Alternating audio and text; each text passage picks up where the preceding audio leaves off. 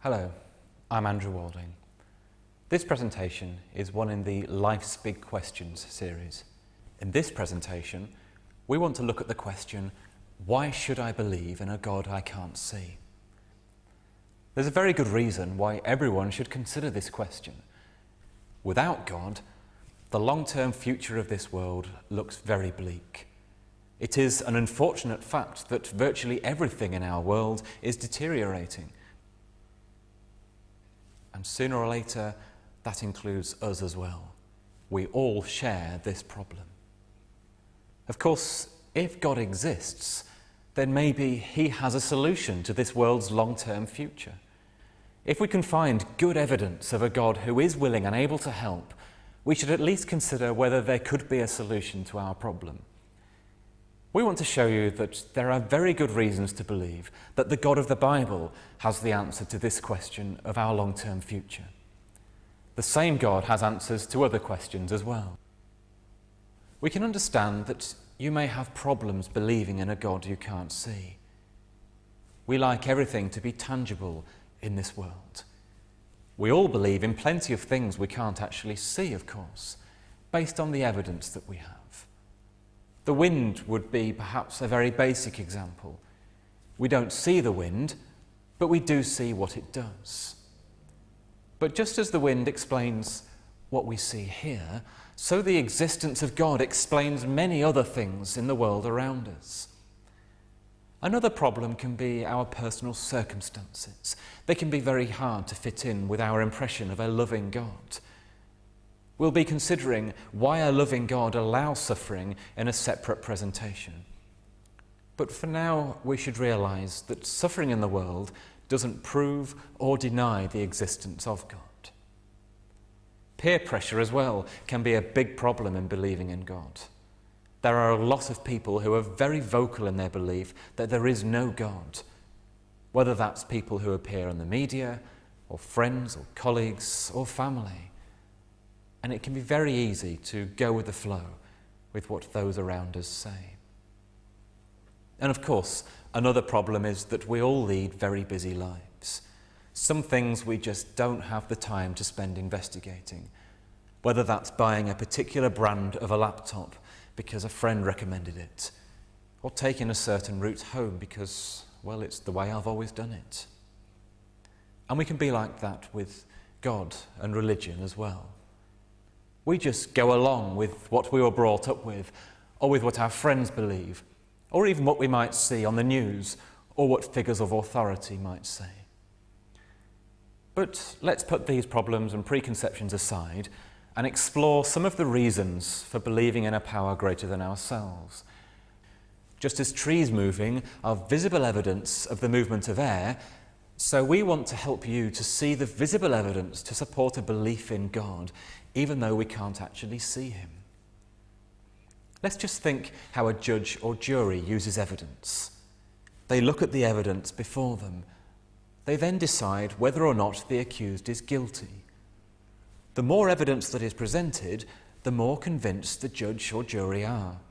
We should use a similar method then to decide whether or not we should believe in a God. If there is no real evidence, then maybe we are wasting our time.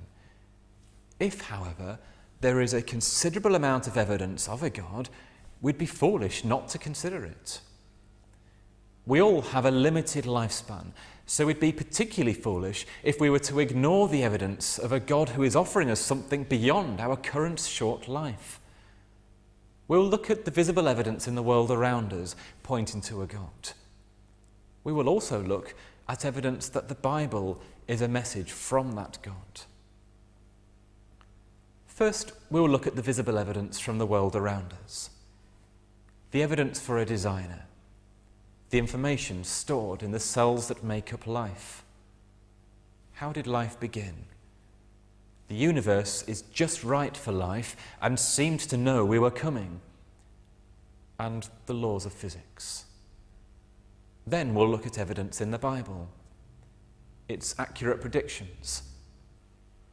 The law ahead of its time. The variety of people that wrote the Bible. And the ring of truth found in the Bible, the record is brutally honest about the people it describes. The first type of evidence we want to look at is evidence for a designer.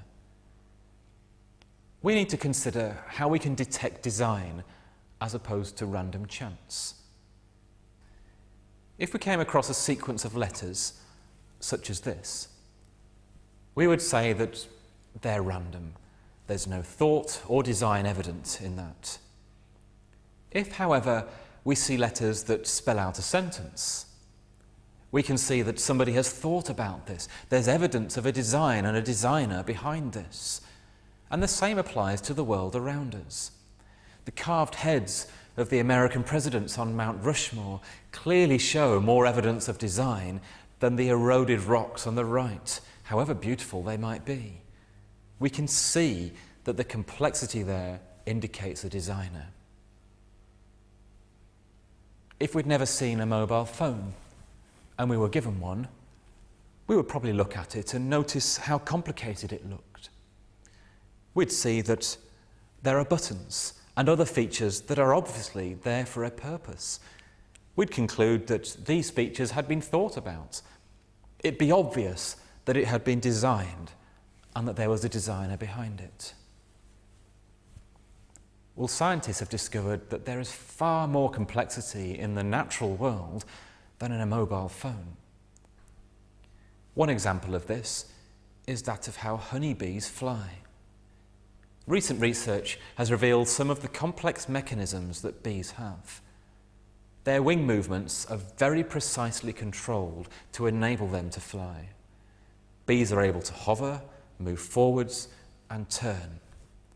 They use their wings to control these movements. As the bees' wings move down, they also move forwards. As the wings move upwards, they move backwards. Here we see a pictorial sequence of this cycle. We can see that the wings move from pointing up and backwards to pointing down and forwards. The bee is also able to rotate its wings. The bee's wings rotate between the up and down wing strokes that we've just looked at. On the downward stroke of the wing, the front or leading edge faces forwards.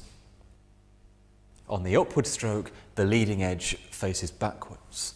This gives lift on the upward stroke. So we can see that the wing flips through about 120 degrees at the end of each stroke. The bee performs these precise wing movements at a staggering 200 times a second. Slight variations in the actual angles of the wings determine whether the bee hovers, moves forwards, or turns. But this is only a small part of what must be in place before a bee can fly. Bees have control systems every bit as complex as those of modern combat aircraft, which take years to design.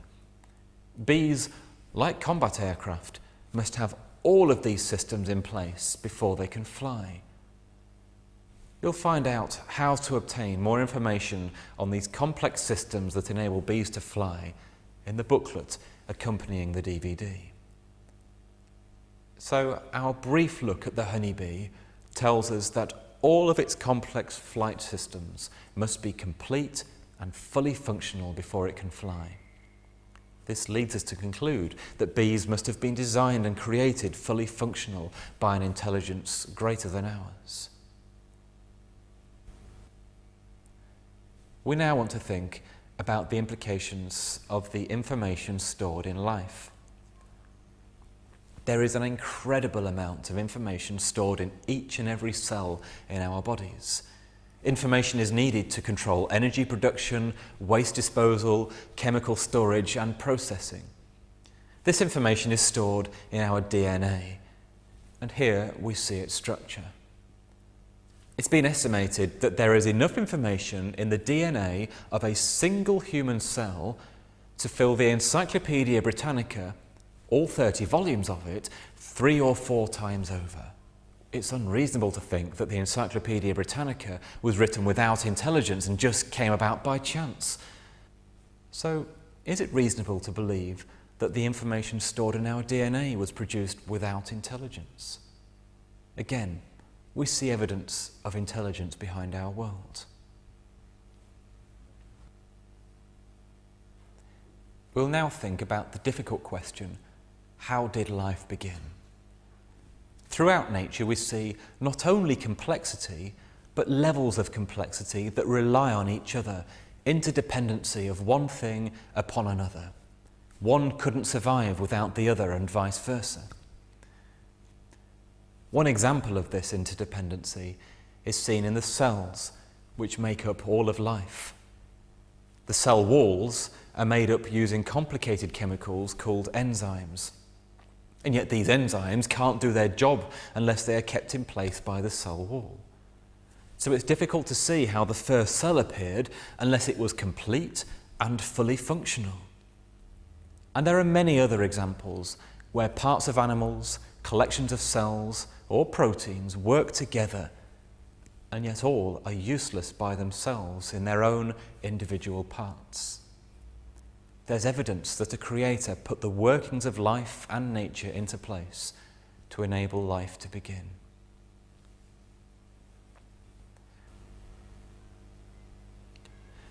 Next, we consider the fact that our universe seemed to know that we were coming. A well-known writer, Professor Paul Davies, wrote this in his book, The Goldilocks Enigma. If almost any of the basic features of the universe, from the properties of atoms to the distribution of the galaxies, were different, life would very probably be impossible. A bio-friendly universe looks like a fix or a put-up job, to use the pithy description of the late British cosmologist Fred Hoyle. It appeared to Hoyle as if a super-intellect had been monkeying with the laws of physics. He was right in his impression. Like the porridge in the tale of Goldilocks and the Three Bears, the universe seems to be just right for life in many intriguing ways. No scientific explanation for the universe can be deemed complete unless it accounts for this appearance of judicious design. If we look at our Earth, we find that there are a large number of features about it that are just right to support life. These critical things include the distance from the Sun, the stability of the Sun, the size of the Sun and the Earth, the angle of the axis tilt of the Earth, the speed of its rotation, the proportion of land and sea on the Earth, and the composition of the atmosphere. It looks as though the universe and our Earth have been arranged to support life. Yet again, it seems there is some kind of intelligence behind our world.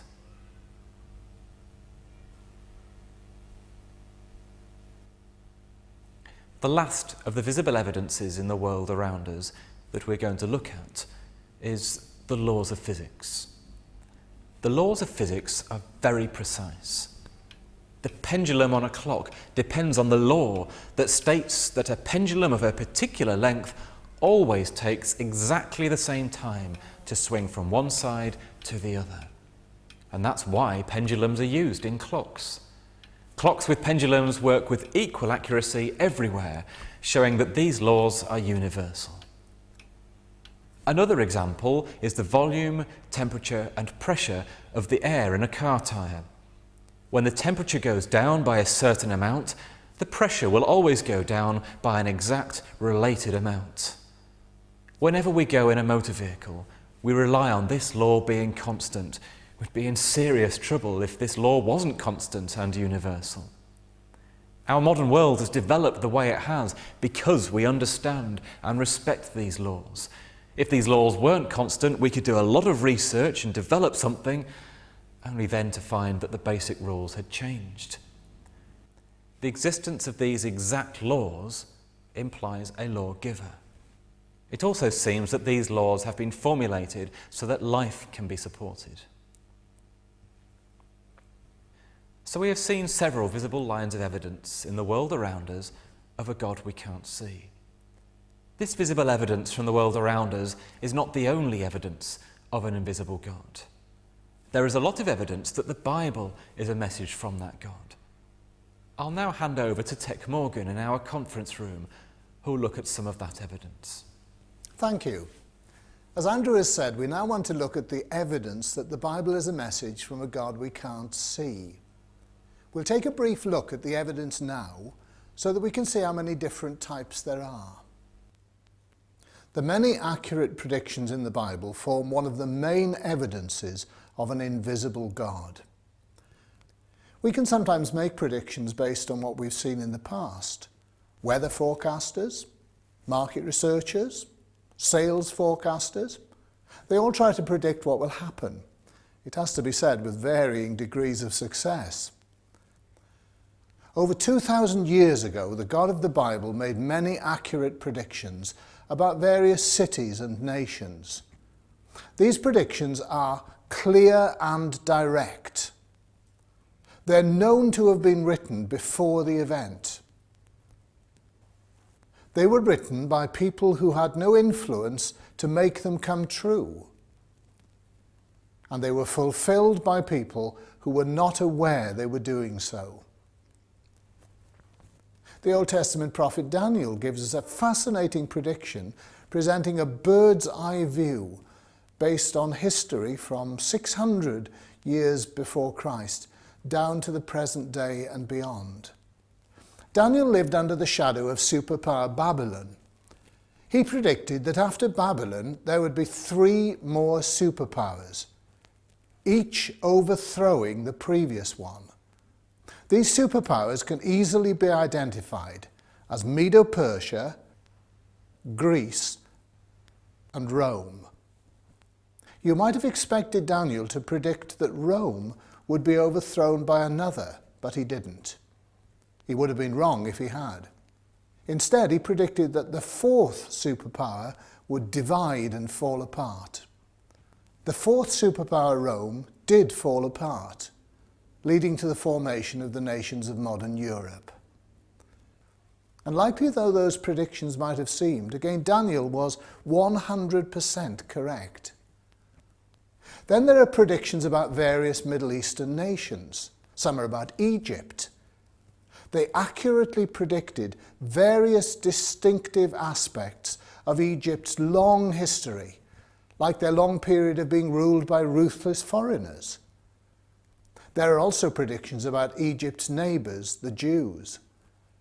These predictions said that the Jews would be generally disliked, that they would be scattered all around the world, and that their history would be unlike that of any other nation.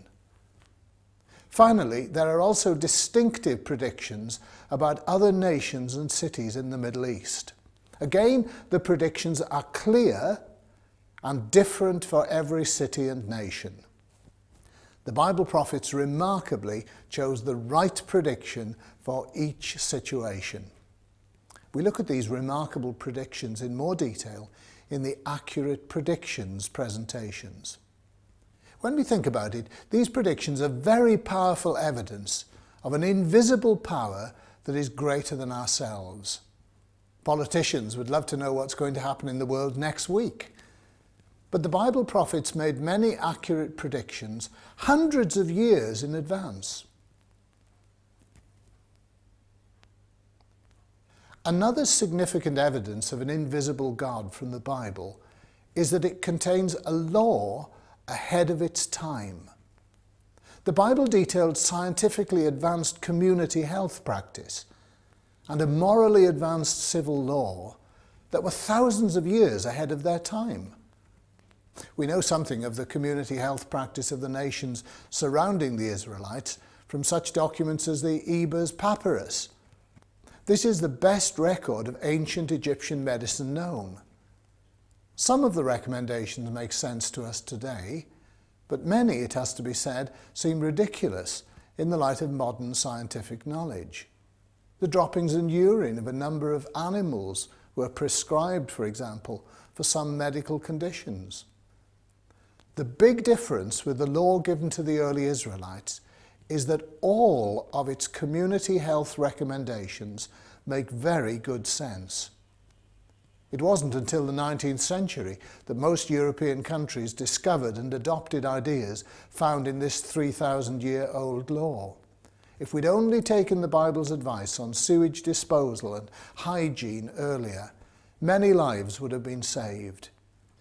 In fact, in some respects, we're not yet caught up with this remarkable law. For example, this law said that every 50 years, the land should go back to its original owners. This meant that the amount of money they could raise by selling their land was controlled by the number of years still to go till the 50th year. At the 50th year, the wealth of the nation returned to its original owners, and everyone could have a fresh start. Obviously, things have changed since the days of that law, but it was a very wise provision that limits borrowing and prevents the rich getting richer and the poor becoming poorer. Financial problems caused by borrowing too much might not occur if similar restrictions on borrowing were now in force. Next, we'll think about the variety of people who wrote the Bible. The Bible is made up of 66 individual books. They were written down by people of many occupations, spread over a time period of hundreds of years. Here we see the large variety of backgrounds, cultures, and time periods from which the writers of the books of the Bible came. As you can see, there is a vast range of backgrounds. If we think about this for a moment, we'll see how remarkable this is. The Bible was written over a period of 1,500 years. Writings from 1,500 years ago would seem quaint and out of date to us. For example, writings from a fisherman who lived in 500 AD would hardly be considered very relevant to a 21st century statesman. Yet in the Bible there is a consistent message about life and its meaning. An evidence of this consistency is the way that echoes of thought are to be found throughout the Bible. These are themes and ideas which keep appearing. Just as sound sometimes produces echoes that come back to us, so the Bible has themes and ideas that keep recurring. There's a book entitled The Treasury of Scripture Knowledge that contains no less than 500,000 Bible links and ideas. It's a very useful book to help us find those echoes. The Treasury of Scripture Knowledge is now to be found in some computer packages. You'll find it very useful if you want to trace those themes and ideas as they recur. So we have one more example of evidence of an intelligence we can't see.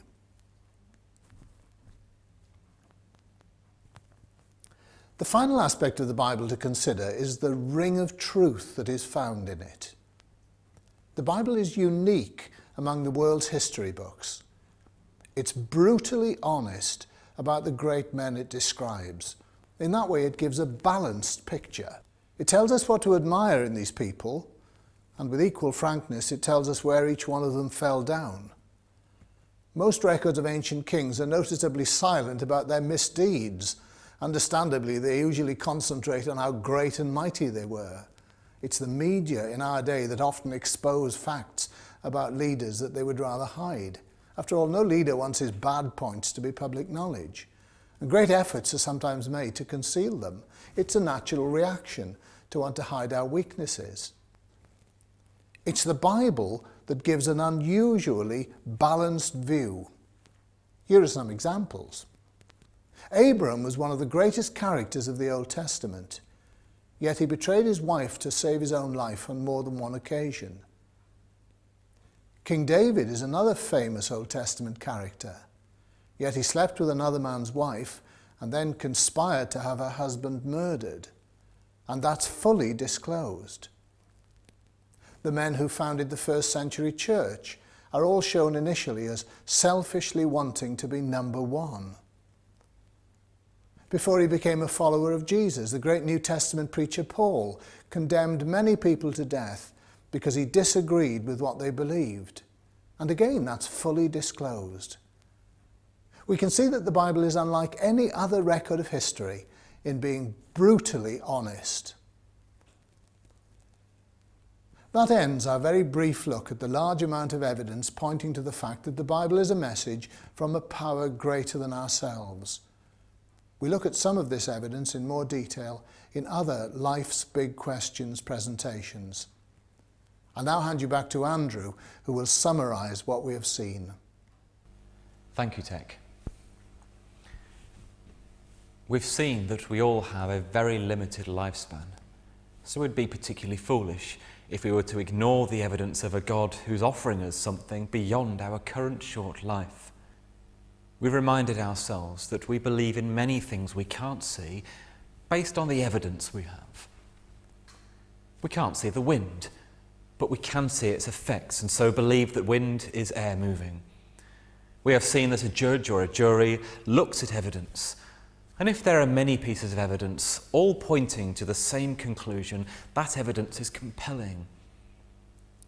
Next, we looked at no less than 9 different types of evidence of a God we can't see, and there is more. Hopefully this is enough to make you start thinking about this.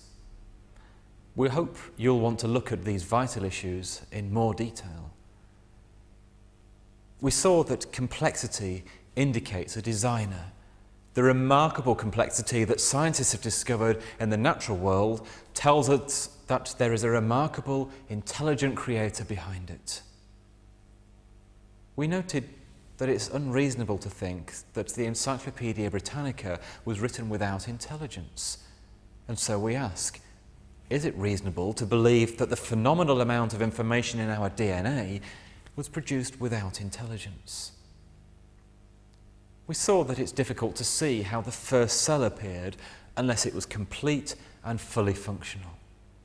And there are many other examples where parts of animals, collections of cells or proteins work together, and yet all are useless by themselves. Next, we saw that there are a large number of features about planet Earth that are just right to support life. It looks as if the universe and our Earth have been arranged to support life. Finally, we saw that the laws of physics are very precise.